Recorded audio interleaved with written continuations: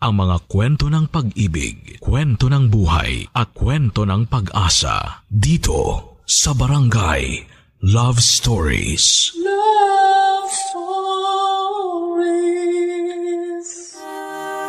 May kasabihan tayong sabihin mo sa akin kung sino ang kaibigan mo at sasabihin ko sa iyo kung sino ka.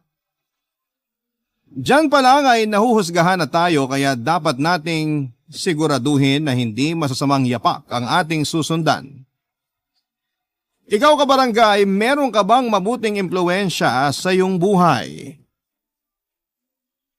Dear Papa Dudut, meron ba kayong role model o ehemplo sa buhay ninyo? Yun bang mga tao na gusto ninyong pamarisan paglaki dahil kahanga-hanga at mabuti ang ginagawa nila sa buhay? Ako kasi meron at yon ay walang iba kundi ang Kuya Jello ko. Pero bago ko po ikwento ang buhay ng munti naming pamilya ay pabati po muna ng isang mainit at magandang katanghalian sa lahat ng bumubuo ng Barangay Love Stories. At sa mga kapwa ko kabarangay at kapuso, tawagin niyo na lamang po ako sa pangalang Cedric. 32 years old at nagtatrabaho bilang ink technician sa isang kumpanya dito sa Maynila. Pero ako at ang aking pamilya ay tubong Bulacan. Simple lang naman po ang pamilya namin, Papa Dudut. Mayroon akong nakakatandang kapatid na lalaki na nagngangalang Jello. 4 na taon po ang pagitan namin at masasabi kong close kami ni Kuya Jello. Hindi po kami mayaman pero hindi rin naman sumasala sa pagkain. Isang palapag lang ang bahay namin sa Bulacan pero merong sala, kusina, banyo at 2 kwarto kung saan sa isa ay magkasama kaming magkapatid.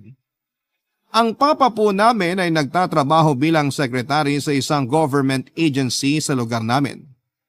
Si mama naman ay housewife. Masasabi ko po na pinalaki kami sa pagmamahal ng mga magulang namin, kahit na hindi kami mayaman. At para sa akin ay sapat na yon upang magkaroon ako ng isang hindi makakalimutang kabataan. Papa Dudut.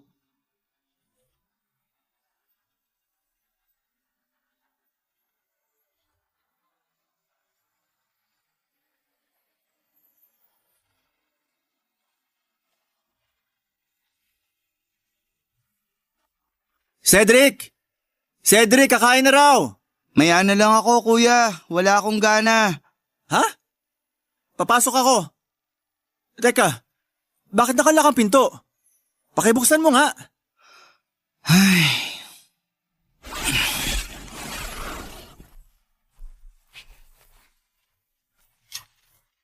Bakit may paglak ng pinto, Cedric? Wala lang. May ginagawa kasi ako. Lokohin mo, lelang mo. Alam kong may problema ka. Tara sa loob, pag-usapan natin. Kuya, ayos lang ako. Hindi ka ayos, ramdam ko yun. Tsaka kuya mo ko. Kilala kita simula pagkabata. Mukhang wala talaga akong may tatago sa'yo, no? Wala talaga. Kaya ano ba yon? Baka matulungan kita. May problema ka ba sa pag-aaral mo?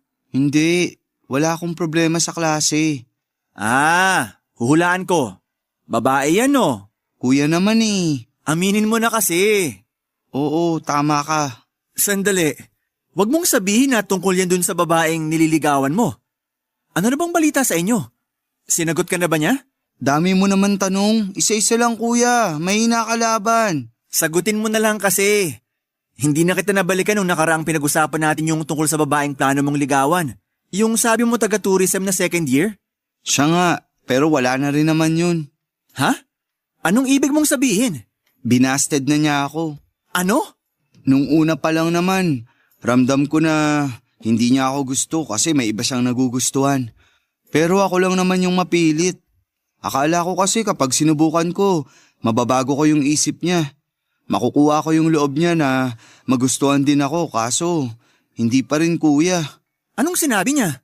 Natigilan ko na raw kasi hanggang kaibigan lang daw ang tingin niya sa akin. At ayaw niya raw akong mas masaktan pa pag pinagpatuloy ko pa yung panliligaw. Ayun naman pala eh. Iniisip pa rin niya kapakanan mo. Ganun ba yun? Oo, kasi kung pinatagal pa niya, tapos hindi ka rin naman pala niya planong sagutin sa dulo, edi wala rin. Mas lalo ka lang masasaktan. Ikaw na may sabi, may iba siyang gusto. At hindi ikaw yon.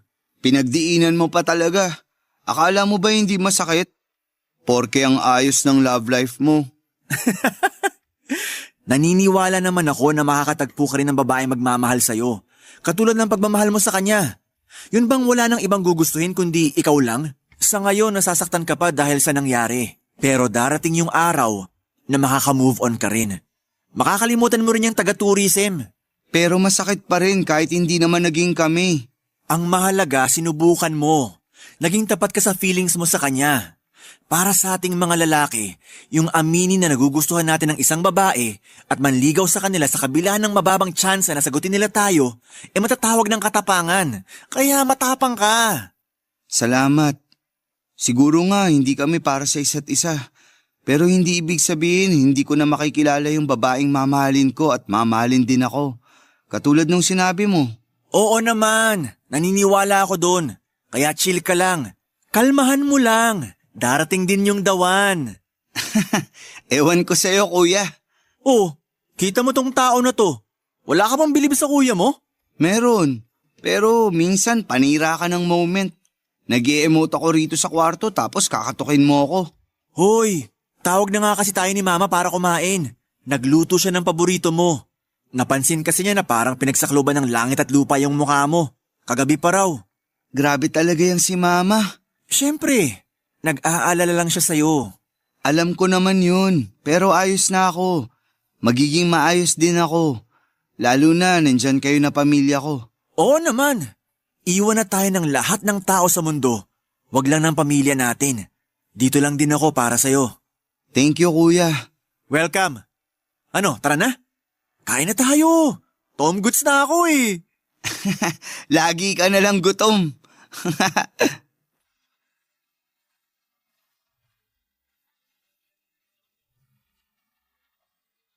18 anyos po ako noon at kumukuha ng kursong computer science samantalang 22 naman si Kuya Jello. Business Administration po ang kurso niya, Papa Dudut. At siyang tumulong sa akin kung anong kurso ang kukunin ko dahil medyo nalilito pa ako ng mga panahon na yon. Matalino po si Kuya at lagi siyang top sa mga klase nila at graduate siya bilang salutatorya noong high school. Masaya po ako kapag nabibigyan niya ng karangalan ng pamilya namin. Lalong-lalo na sina mama at papa kaya siyang naging inspirasyon ko para magsikap din sa pag-aaral. Nagtapos po ako bilang valedictorian. Mabait po si Kuya Jello, malumanay magsalita, gwapo at maalalahanin. Lagi niya akong pinapayuhan sa mga bagay-bagay na wala akong ideya tulad ng pag-ibig at pakikipagkaibigan. Naalala ko nga noong na broken hearted ako, kahit na hindi naman naging kami noong nililigawan ko ay si Kuya Jello ang kumausap sa akin at nagpagaan ng loob ko. Wala pong bisyo ang kuya ko, Papa Dudut. Hindi siya umiinom at hindi rin siya naninigarilyo. Kung may libangan man siya, mobile games at pagkain. Bagay na kinakahiligan ko na rin. Sabi ko nga noon sa sarili ko ang swerte ko dahil nagkaroon ako ng kuya na kasundo ko. Marami kasi sa mga kaklase ko ang hindi close sa mga kapatid nila at malayo ang loob dahil sa iba't ibang kadahilanan. Pero bukod sa mga mabubuting katangian ni Kuya, ang isa talaga sa mga pinaka nagustuhan ko sa kanya ay ang pagmamahal niya sa mga magulang namin. Kaya walang duda na family-oriented kaming magkakapatid. Isa sa mga pinaka hindi ko makakalimutan ay yung noong sinorpresa namin sina mama at papa dahil anniversary nila.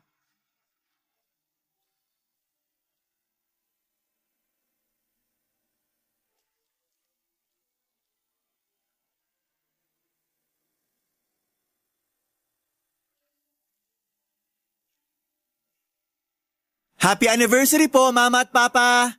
Mahal po namin kayo ni kuya. Naku, maraming salamat mga anak. At may pa-cake pa talaga ah. Siyempre, Papa! Para maganda sa picture! Sa picture lang talaga ha? Siyempre sa personal na rin. Mama talaga, nagtampo bigla. Marunong ka rin pala magtampo, ma. Oo naman. Sa lagay kayo lang ng mga bata marunong mag-inarte. Nako, hindi nyo lang alam kung gaano kaarte ang mama nyo nung araw. Aray! Ang sakit naman ng hampas mo, sweetheart. Talaga namang sinabi mo pa sa mga anak mo, no? Itong sweetheart ko talaga, biro lang. Ikaw naman, oh. Siyempre, kahit na ganun kakaarte noon, mahal na mahal pa rin kita hanggang ngayon. Yun naman pala eh. Uy, kinikilig na yan si mama. Tigilan niyo ako mag-aama kayo. Pag-uuntugin ko kayo eh. Oh, teka. Bakit ako nadamay dyan? Dapat sina Papa at Cedric lang. Bakit biglang may panlalaglag, kuya? Walang iwanan dapat. Ay nako, nagsimula na naman kayong dalawa. Mabuti pa, kumain na lang tayo. Ang dami nitong binili niyong pagkain. Sigurado ba kayo may mga pera pa kayo? Huwag kayong mag-alala pa. Kasi kinita ko yan dun sa pagre-repair ng cellphone sa shop ng tatay ng kaklase ko. Ha? Anong pagre-repair ng cellphone? Rumaraket po dun si kuya para mapag-ipunan tong anniversary niyo, ma. Di ba? Mahusay sa electronics si kuya. Huwag kayong mag-alala, ma. Kasi hindi ko naman pinababayaan yung pag-aaral ko eh. Pumupunta lang ako doon pag weekend. Gusto ko lang talagang kumita ng pera para meron kaming panregalo ni Cedric sa inyo ni Papa. Ikaw talaga nag-abala ka pa, Jello. Kahit na anniversary namin ngayon ng mama mo, ayos lang naman sa amin kahit hindi marami ang handa o kaya wala kaming regalo. Ang mahalaga, magkakasama tayo. Kasama namin kayong magkuya kasi kayo ang sagot sa matagal naming dalangin na maging isang ganap na pamilya. Tama ang papa nyo. Ikaw, Jello, ang una nagturo sa amin kung paano maging isang magulang. At ikaw naman, Cedric, ang kasiyahan ng pamilya natin. Kahit hindi tayo mayaman, masaya naman ang bahay natin kasi kompleto tayo. Masaya rin po kami na kayo mga magulang namin. Simula pagkabata, nakikita ko na po yung pagsasakripisyo nyo para sa amin ni Cedric. Kaya nga pinapangako ko po na susuklian namin lahat ng mga mabubuting ginawa at ginagawa nyo sa amin ni Papa, Ma. Magsisikap kaming makapagtapos ng kapatid ko para mabigyan namin kayo ng karangalan. Lagi nyo naman kaming binibigyan ng karangalan. Wala na kaming mahihiling pa sa totoo lang. Malaki ang pasasalamat namin sa Diyos na kayong dalawa ang ibinigay niya sa amin bilang mga anak. Kaya sana, huwag kayong magbabago. Lalong-lalo ka na, Jello. Alagaan mo ang kapatid mo kahit minsan pasaway yan. Oo naman pa. Ako bahala dyan kay Cedric. Grabe naman po sa pasaway pa. Matalino kaya tong bunso mo. Tapos pogi pa. Pogi rin po panganay nyo pa. Pareho kayong pogi. Kanino pa ba kayo magmamana? Nakakapagtaka naman na kailangan pa talagang itanong yan. Eh di siyempre sa akin. O, kita nyo? Parang biglang humangin. Sige ma, pag ako humirit, baka mapikon ka na naman. Sinong pikon? Hindi ako pikon.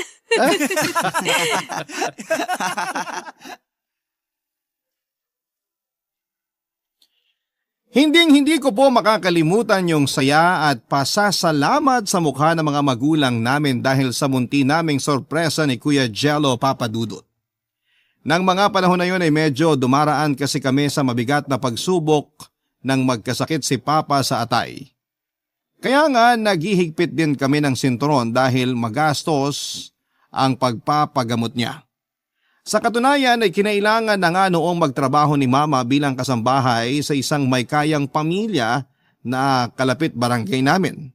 Pero sa awa ng Diyos, biniyaan niya pa rin ang mabuting kalusugan at kalakasan ng papa namin, bagay na nakapagpapaluwag sa aming damdamin. Mabilis na lumipas ang mga taon. Nasa 4th year college na po si Kuya Jello nang mangyari yung bagay na kahit sa hinagap ay hindi ko inaasahang mangyayari, Papa Dudut. Isang gabi umuwi pong susuray-suray at amoy alak si Kuya Jello. Tulog na po ang mga magulang namin at ako ang nagbukas ng pinto sa kanya. Inakala kasi namin na busy lamang siya sa mga projects niya. Dahil graduating na siya kaya gulat na gulat ako dahil lasing siya. Inalalayan ko si Kuya papunta sa kwarto namin. Binihisan ko siya bago siya nakatulog. Kinabukasan, dumadaing siya na masakit ang ulo niya kaya tinanong ko kung bakit siya uminom ng alak. Pero sinabi lang sa akin ng kapatid ko na wala na raw ako doon. Nasaktan ako, Papa Dudut, dahil hindi ganong makitungo sa akin si Kuya Jello. Pero hindi ako masyadong nagdamdam. Sa halip ay inunawa ko siya. Kaya lang napadalas po ang pag-uwi niya ng hating gabi. Amoy alak at nahuli ko pa siyang naninigarilyo, Papa Dudut. Barangay Love Stories. Barangay Love Stories. Hindi na rin po naging sekreto sa mga magulang namin ang nangyayari kay Kuya Papa Dudut. Minsan na siyang kinausap ng masinsinan nina Mama at Papa tungkol sa pag-iinom at paninigarilyo niya at doon namin nadiskubre na may pinagdadaanan pala siya. Tungkol po yon sa long-time girlfriend niya na hiniwalayan siya dahil nabuntis ng best friend niya. Nasaktan po ng husto si Kuya Jello sa nangyari kaya naapektuhan noon ang mga desisyon niya. Natuklasan din namin na hindi na siya pumapasok sa school at pumupunta na lamang siya sa bahay ng mga bago niyang barkada na hindi na namin alam kung paano niya nakilala. Tuluyan na pong lumayo ang loob sa amin ni Kuya Jello. Hindi na rin niya natapos ang pag-aaral niya, Papa Dudut. Sa halip ay nagtrabaho na siya bilang isang call center agent sa Pasig. Doon na po siya mas nakakilala ng mga tao na masasabi kung hindi naging magandang impluwensya para sa kanya. Lumala po ang bisyo niya sa pag-inom ng alak at paninigarilyo. May mga gabi na hindi na siya umuuwi sa bahay namin dahilan para labis na mag-alala mga magulang namin sa kanya. Dumagdag pa siya sa isipin kaya mas lumala po ang karamdaman ni Papa dahil sa pagiging pasaway niya. Hindi na po nakapagtrabaho ang tatay namin at naratay na lamang sa higaan sa bahay. Kaya napilitan akong mag-working student para makatulong sa pang-araw-araw na gastusin namin sa bahay.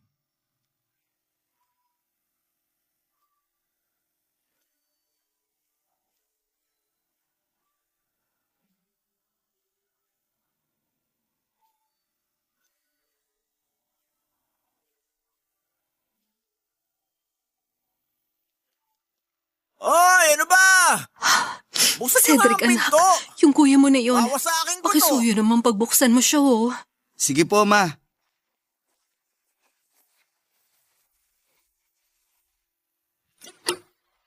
Tabi nga dyan, nakaharang ka. Kuya, Jello! ayos ka lang ba? Halika, aalalayan kita. Bitiwan mo nga ako. Hindi ko kailangan ng tulong mo. Jello, anak. Lasing ka na naman ba? Oo. Ano naman pakialam mo matanda ka? Kuya, sumusobra ka na ha? Oh, bakit ka sumasatsat dyan? Hindi naman kita kinakausap eh. Binabastos mo na kasi si Mama. Para ka namang walang modo. Masyado kasing pakialamere yung nanay natin. Pati paglalasing ko, pinapakialaman. Wala naman siyang ambag. Sumusobra ka na talaga sa pagiging bastos mo ha? Cedric! Jello! Sakit nun ah! Masasaktan ka talaga kasi walang preno yung bibig mo. Cedric, anak! Bakit mo naman sinuntok ang kuya mo? Tingnan mo, nagdugo tuloy yung labi niya. Oh, anak, ayos ka lang ba? Halika, gamutin natin yung sugat mo. Aray! Huwag mo nga akong hawakan. Kaya ko sarili ko. Kuya, bakit mo sinaktan si Mama? Masyado kasi siyang pakialamere. Ayoko nga nang pinakikialaman ako eh. Nag-aalala lang naman ako sa'yo. Ilang gabi ka nang umuwi ng lasing. Ano ba nangyayari sa'yo, Jello? Hindi ka naman dating ganyan na. Wala naman nangyayari sa akin. Gusto ko lang mag-happy-happy. Tapos, masyado kayong praning. Hindi ka ba nakikinig? Nag-aalala lang kami sa'yo, kuya. Pwes, wag na kayong mag-alala. Kasi kaya ko na sarili ko. Tumabi ka nga matanda ka. Harang-harang ka eh. Ma! Ayos lang po ba kayo? Wala naman po bang masakit sa inyo? Ayos lang ako, anak. Pero masakit ang balakang ko. Ayan! Kasi wag kang harang-harang sa daanan ko. Sumusobra ka na talaga, kuya. Di ka lang bastos. Sinaktan mo pa si Mama. Anong gagawin mo? Susuntukin mo uli ako? Sige, halika. Akala mo di kita uurungan? Eh kaya-kaya kitang itupi. Ikaw ang itutubi ko. Pwede ba? Tumigil na nga kayo.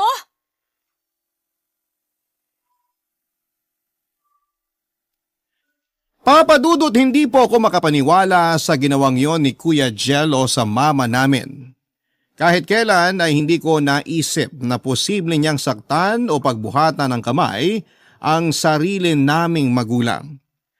Kilala ko mapagmahal si kuya, kaya paanong sa isang iglap ay napalitan ng pagiging bayolente ang pagkatao niya. Oo, nandun na tayo na nasa impluwensya siya ng alak, lasing siya papadudot, pero hindi yon sapat na dahilan para manakit siya. Galit na galit po ako sa kanya ng mga panahon na yon at hindi ko siya kaagad napatawad. Lumipas pa po ang mga araw, lalong lumayo ang loob namin kay Kuya Jello. Malaki na rin kasi ang pinagbago niya at siya mismo ang nagtutulak sa amin para lumayo sa kanya. Pero kahit na hindi na siya yung kapatid na kilala ko ay mahal pa rin siya ng mga magulang namin.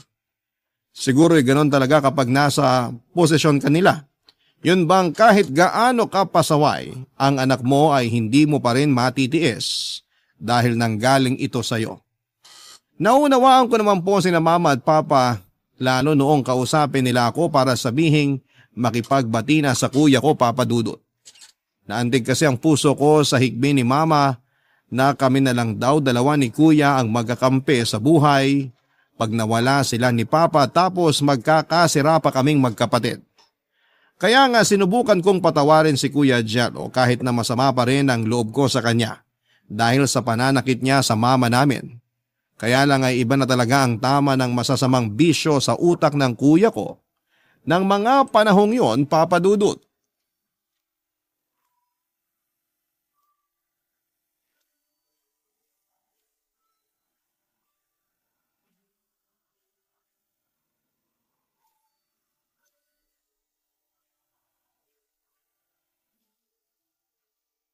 Kuya, pwede ka bang kausapin? Busy ako. Di mo ba nakikita? Nagsiselfone ka lang naman. Ano naman? Ay, kuya, ayoko makipag-away sa'yo. Gusto nga kitang kausapin para makipagbati. Hindi ko kailangan ng pakikipagbati mo. Sa lagay, ikaw lang ang may karapatang magdesisyon kung kailan mo gusto makipag-ayos? Ako wala. Seryoso ba talaga yung tanong mo? Kasi kung oo, ewan ko na lang sa'yo. Kung ayaw mong sagutin, edi iwanan mo na lang ako. Sabing busy ako, tapos abala ka. Ay, ano ba talaga nangyayari sa'yo? Ha? Anong ha? Nagbibingi-bingihan ka na naman. Hindi ka naman dating ganyan. Hindi mainitin yung ulo mo. Mas mahaba pa nga ang pasensya mo kaysa sa akin eh. Hindi ka sumisigaw. Kung sumigaw ka man, mabibilang sa mga daliri. Pero hindi dahil galit ka. Hindi ka umiinom, hindi ka naninigarilyo at hindi mo sinasaktan si mama. Kung isusumbat mo na naman sa akin yung pananakit ko kay mama nung nakaraan, pues, nagsorry na ako sa kanya. Ano, masaya ka na? Sinabi ni mama na nagsorry ka na. Pero hindi ka pa rin niya kinakikitaan ng pagbabago. Pabalang ka pa rin daw sumagot at mainit palagi ang ulo mo. Ano pa bang gusto niyong gawin ko? Kuya, huwag kang sumigaw. Baka marinig tayo ni na mama at papa. Pati pala pagsigaw ko sa pamamahay na to bawal na? Ano na lang karapatan ko? Inalisan mo na. Alam mong hindi totoo yan. Masyado ka lang madrama. Lahat na lang ng bagay. Ultimo pag-aalala namin sa'yo ni na mama at papa. Minamasama mo. Sino pa bang aasahan mong mag-aalala sa'yo? Kami ang pamilya mo, kuya. Wala akong pakialam kahit kayo pa ang pamilya ko. Tsaka hindi ako madrama rito ha. Kayo. Kasi lahat na lang gusto niyong panghimasukan. Pati pag-iinom ko't paninigarilyo ko questionin mo. Hindi ka naman bumibili na pang-alak at pang-yosi ko ah. Hindi nga. Pero sana alam mong masama yung epekto niyan sa kalusugan mo. Kagagaling mo lang sa ubo nung nakaraan tapos makikita na naman kitang humihitit ng sigarilyo. Di ka talaga titigil hanggat di ka nagkakakanser sa baga, no? Kung magkasakit man ako ng kanser, wala ka na doon. Yan, puro ka na lang ganyan. Alam mo, naiinis na ako sa'yo kasi ikaw tong kuya sa atin, pero kung umasta ka, parang ikaw yung bunso. Bakit? Ano bang inaasahan yung maging asta ko? Maging forever good boy at sunod-sunuran sa gusto ng mga magulang natin? Saan mo napulot ang mga salitang yan? Sa mga kaibigan ko. Kinuwento ko kasi sa kanila yung buhay ko. Tapos pinagtawanan nila ako. Kesyo para raw akong bata na nilalagyan pa ng bimpo ng mga magulang sa likod. Yun bang ayaw pagpawisan kasi uubuhin?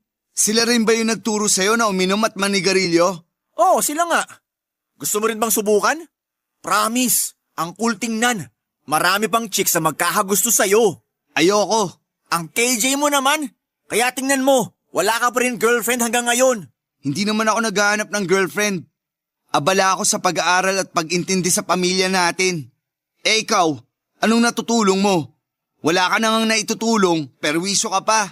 Anong sinabi mo? Sabi ko, perwisyo ka. Sakit ka sa ulo ni na mama at papa. Tapos ang hirap mo pang intindihin. Naturingan ka pa ng mga nag-aaral. Pero yung kabastusan ng bibig mo, wagas. Halika rito. Tuturuan kita ng leksyon kung paano gumalang sa nakakatanda. Bitiwan mo ako, kuya. Ayoko nga. Saka na pag napadugo ko na yung uso mo. Yan. Para magtanda ka. Ako pa rin ang kuya sa ating dalawa. Isaksak mo yan sa kokote mo. Yung galit ko sa kuya ko ay nadagdagan ng matinding pagkadismaya matapos ang sagutan naming yon. Hindi ko akalain na may isasarado pala ang isip niya. Hindi ko na rin siya kinakitaan ng katiting na pagsisisi sa nagawa niya kay mama. Ang gusto ko lang naman ay magbago siya alang-alang sa sarili niya dahil may masamang dulot ang mga bisyo niya sa katawan niya pag tumatagal. Pero imbes na makinig ay minasama niya pa ang pag-aalala ko. Papadudot, oo, mas matanda siya sa akin pero wala na ba akong karapatang magsabi sa kanya? Saka sino ba ang inaasahan niyang gumawa ng bagay na yon? Kami ang pamilya niya. Dahil sa mga nangyari ay lumayo lalo ang loob ko sa kapatid ko. Hindi nagtagal ay nag-decide si Kuya Jello na umalis na sa bahay namin para manirahan sa Maynila, papadudot. Hinayaan na lang namin siya kasi mukhang hindi naman siya magpapaawat. Pagkaraan ng ilang buwan ay nabalitaan namin na may nabuntis siyang babae na nooy kinakasama na niya. Bali nangungupahan sila ng apartment sa Mandaluyong pero pagkapanganak ng babae ay inuwi siya ni kuya sa bahay namin sa Bulacan. Laking gulat po namin ni mama at papa pero tinanggap pa rin namin sila. Lalo na nang makiusap si kuya na sa bahay na lamang muna titira ang mag-ina niya para makapag-ipon sila ng pera. Medyo nagigipit kasi sila, papadudot. Masaya naman po kami kasi nakasama namin ang baby nila. Mabait naman at masipag sa bahay ang ka-live-in partner niya. Kaya lang ay sinasakta naman po siya ni kuya kapag nasa bahay ito ng mga panahong yon, papadudot. Barangay Love Stories. Barangay Love Stories. Akala ko po ay tuluyan ang nagbago si Kuya Jello simula nang magkapamilya siya. Pero hindi pa rin po tuluyang naalis ang mga bisyo niya. Malimit po nila yung pagtalunan ng live-in partner niya na hindi namin maiwasang marinig. Dahil dalawa lamang ang kwarto sa bahay namin, sa sala na lamang po ako natutulog, papadudot. Wala namang kaso sa akin noong umpisa pero nahihirapan na rin ako kasi wala na akong privacy. Hindi naman ako makaalis sa bahay namin upang bumukod dahil ako na po ang tumatayong breadwinner. Graduate na ako noon sa college at nagpaplano po akong mamasukan sa Maynila. Pero gusto ko po munang siguraduhin na nasa maayos na kalagayan sina mama at papa bago ako umalis. Kaya lang ay nadagdagan po ang alalahanin ko dahil sa pananakit ni kuya sa live-in partner niya. Ayoko pong kalakhan ng pamangkin ko ang pagiging bayolente ng tatay niya. Ang gulo-gulo na po sa bahay namin, papadudot. Hindi na yung katulad noong mga bata pa lamang kami. Yun bang simple lamang pero namamayani ang pag-iibigan. Nagbago na ng tuluyan si Kuya Jello at malaki din ang epekto ng pagkakasakit ni Papa. Pagod na po akong magtrabaho at nawawala na rin po ako ng gana sa totoo lang. Pero alam ko na hindi ako pwedeng sumuko dahil kung meron mang may natitirang matatag sa pamilya namin ay ako yon. Sa kabila ng lahat ay hindi pa rin ako nawawala ng pag-asa na darating yung araw na magbabago si Kuya Jello tungo sa ikakabuti niya. At lalo ngayon na meron na siyang anak. Kahit masama ang loob ko sa kanya, kahit na hindi ko na gustong sundan ang mga yapak niya ay palagi pa rin siyang laman ng mga panalangin ko. Hindi pa rin ako nagsasawang ipakiusap siya sa may kapal na sana'y hipuin ng Panginoon ang puso niya para tuluyan na siyang magbago, papadudot. Kaya lang ay muli ay nasubok na naman ng kuya ko ng isang gabi pag uwi ko sa bahay namin ay nagwawala siya at naabutan kong umiiyak si mama.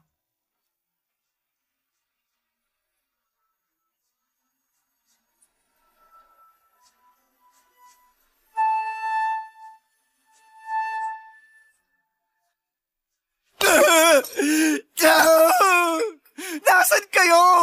Bakit niyo ako iniwan? Jello, anak, tama na yan. Itigil mo na yan. Bakit, ma? Pag tumigil ba ako, babalik dito sa bahay yung mag-ina ko? Hindi naman, di ba? Ma, Kuya Jello, anong nangyayari rito? Cedric, nandyan ka na pala, anak. Kuya, bakit mo naman binabasag yung mga pinggan natin? Bakit ka nagsisira ng gamit? May pambili ka ba? Papalitan mo ba mga sinira mo? Alam mo ikaw, panira ka talaga ng araw eh. Mga anak, tumigil na kayo. Si Kuya ang pagsabihan nyo, ma. Bigla-bigla na lang siyang nagwawala tapos naninira pa ng mga gamit natin. Huwag mo nang awayin yung kuya mo. May dahilan kaya nagagalit siya. Dahilan? Eh di ba? Lagi naman siyang nagagalit ng walang dahilan. Cedric, ano ba? Hindi ka ba nakikinig? Sinabi may dahilan ng kuya mo kaya siya Sige nagkakaganyan. ma, sabihin mo kung ano yung dahilan na yon. Iniwan na siya ng mag-ina niya. Ano po? Kuya, totoo ba yung sinabi ni mama? Oo! Kaya nga nagagalit ako ngayon. Iniwan na nila ako. Iniwan na nila ako mag-isa. Pero bakit sila umalis? Maayos naman pakikitungo natin sa kanila rito sa bahay, di ba? Oo, pero... Mukhang alam ko na po kung bakit. Alam ko na kung bakit ka nilayasan ng mag-ina mo, kuya. Mapanakit ka kasi. Sinasaktan mo yung live-in partner mo. Anong sinabi mo?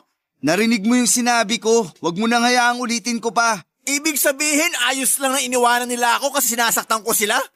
Ganun ba yung punto mo, Cedric? Kung ganyan lang din naman ang makakasama ko sa iisang bubong, mabuti pang umalis na lang ako. Cedric, huwag ka naman magsalita ng ganyan. Hindi ginusto ng kuya mo na iwan siya ng mag-ina niya. Hanggang kailan niyo po ba ipagtatanggol si kuya, ma?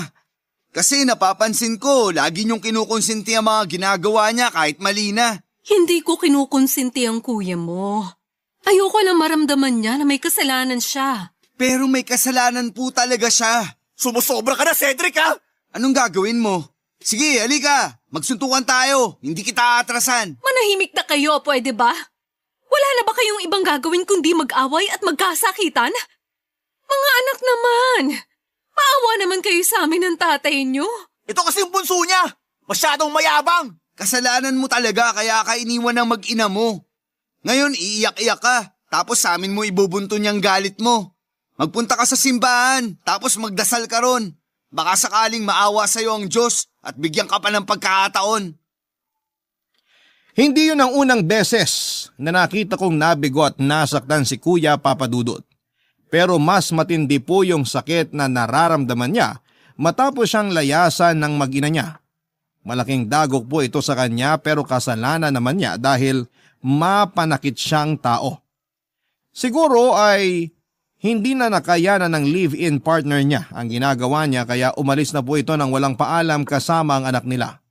Magkaganon pa man ay hindi namin makuhang magalit ng husto at matagal kay kuya dahil sa naging epekto nito sa kanya. Mas nanaig po yung awa at pakikisimpatya namin sa kanya, Papa Dudut. Dinamdam niya ng husto ang pagkawala ng mag-ina niya.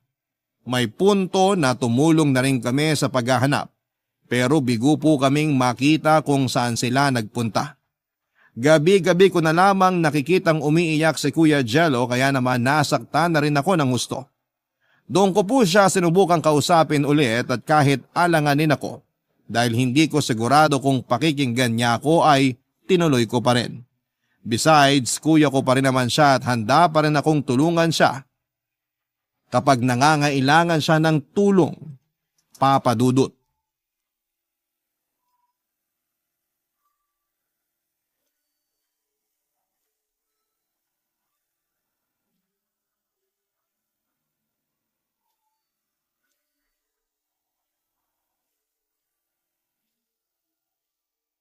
Kuya Jello, may pagkain sa mesa.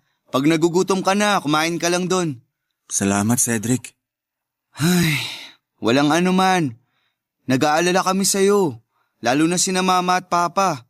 Kaya sana, kahit na may pinagdadaanan ka, huwag mo pa rin pababayaan ang sarili mo. Ewan ko. Sa nangyayari sa akin ngayon, parang gusto ko na lang mamatay. Kuya naman. Ang sakit-sakit kasi. Ang hirap-hirap. Hindi ko mahanap yung mag-ina ko. Namimiss ko na sila. Lalo na yung anak ko. Pakiramdam ko ginawa ko na ang lahat. Pero kulang na kulang pa rin. Tumutulong din naman ako sa paghanap sa kanila. Kaya huwag kang mag-alala kasi hindi ka nag-iisa. Salamat ah. Kasi kahit marami na akong kasalanan sa'yo, nandyan ka pa rin para alalayan ako. Walang anuman. At syempre kuya pa rin kita. Kahit na marami tayong bagay na hindi pinagkakasunduan, hindi maaalis yung katotohanan na magkapatid tayo at laging sinasabi ni na Mama at Papa na dapat daw tayong magtulungan. Oo nga eh. Lagi nila yung bilin simula bata tayo. Pero hindi ko naman natupad. Ako yung kuya.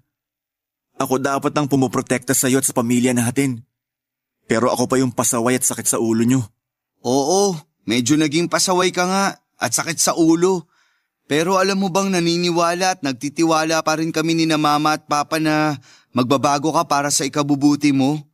Para sa sarili mo at sa pamilya mo. Talaga? Oo, kasi wala namang tao na pinapanganak na masama. Naiimpluwensyahan lang tayo ng mga bagay at mga tao na akala natin mabuti para sa atin. Katulad ng mga barkada mo. Hindi sila magandang ehemplo sa'yo, kuya. Kasi mali ang tinuturo nila sa'yo. Yun nga. Alam ko namang mali pero hinayaan ko lang. Kaya eto, nasira buhay ko. Tama ka talaga nung sinabi mong kasalanan ko. Kaya ako iniwan ng mag-ina ko. Kung hindi sana ako naging masamang live-in partner sa kanya. Kung di ko siya pinagbubuhatan ng kamay at pinagsasalita ng di maganda, sana hindi sila aalis ng anak ko. Naging masamang anak din ako kina Mama at Papa, Cedric. At hindi rin ako naging mabuting kuya sa'yo. Kaya sana, patawarin mo ako. Patawarin niyo ako. Matagal na kitang pinatawad, kuya. Ang gusto ko na lang sa ngayon magbagong buhay ka para sa ikaaayos mo. Hindi na ako galit sa'yo kasi kahit anong gawin ko, hindi talaga kita kayang kamuyian. Para sa akin, ikaw pa rin yung kuya ko na gustong gusto kong sundan yung mga yapak. Babawi ako, Cedric. Aayusin ko ang buhay ko para naman ikarangal niyo ko. Pati na rin ang mag-ina ko. Tama yan, kuya. Ganyan nga. Naniniwala ako na hindi pa huli ang lahat. Na kapag inayos mo ang sarili mo, magsisimulang maging maayos din yung mga bagay na nasa paligid mo. Nang sandaling yon ay sinamahan ko si Kuya Jello papunta sa kwarto ni na Mama at Papa kung saan ay umiiyak siya. At nagmamakaawa habang nakaluhod sa harap ng mga magulang namin na patawarin siya ng mga ito sa mga kasalanang nagawa niya. Nag-iyakan po kami ng araw na yon pero pare-pareho naman pong gumaan ang loob namin pagkatapos. Sa unang beses sa kay tagal, noon lang ako nakaramdam ng saya na nagsama-sama ang aming pamilya. Aminin kong matagal kong kinasabikan ang sandali na mabuo kaming muli. Tulad ng sinabi ni Kuya Jello ay nagbagong buhay siya.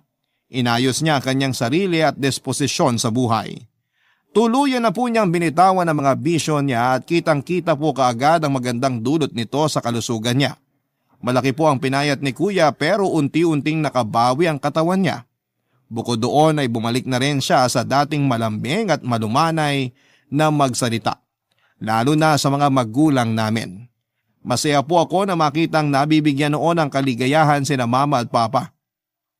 Kung tatanungin niyo po kung nahanap ba ni Kuya Jello ang mag-ina niya ay opo ang sagot ko, Papa Dudut. Hindi ko na po idedetalye kung paano sila nagkabalikan pero naniniwala ako na will ni God na magkaroon po ulit sila ng pagkakataon na ayusin ang gusot ng pamilya nila at magsimula ng bagong buhay. Muling ang nabuo ang pamilya ni Kuya Jello at masayang masaya po kaming lahat, Papa Dudut. Tapos nung sumunod na taon ay kinasal na sila pero nakiusap sina Mama at Papa na sa bahay muna namin sila sa Bulacan tumuloy para meron silang makasama. Wala naman pong kaso yon kina Kuya Jello dahil magkasundo sina mama at ang asawa niya. Ako naman po ay nag-move out na sa bahay namin at tinuloy ang pagtatrabaho ko sa Maynila. Wala pa po akong asawa pero may girlfriend na po ako, Papa Dudut. Masasabi ko na masaya ako ngayon, lalo na. At alam ko sa sarili ko na mabuti ang kalagayan ng aking pamilya. Marami po akong na-realize sa buhay habang sinusulat ang kwento ko. Isa na po doon yung kahalagahan ng mga taong sinasamahan natin dahil malaki po ang magiging impact nila sa ating buhay. Mahirap magpakabuti. Oo, pero gawin po natin ang makakaya natin upang hindi tayo maging dahilan ng ikakasira ng ibang tao. Maraming salamat po Papa Dudut sakaling mapili po ninyo ang sulat ko at sana'y kinapulutan po ito ng aral at ng inspirasyon ng mga kabarangay natin. More power po sa mga kabarangay natin. Maligayang Pasko at manigong bagong taon sa ating lahat. Ang inyong forever kapuso at kabarangay, Zedric. Nagustuhan ng iyong napakinggan? Ituloy yan via live stream sa www.gmanetwork.com/radio. Barangay LS 97.1 Forever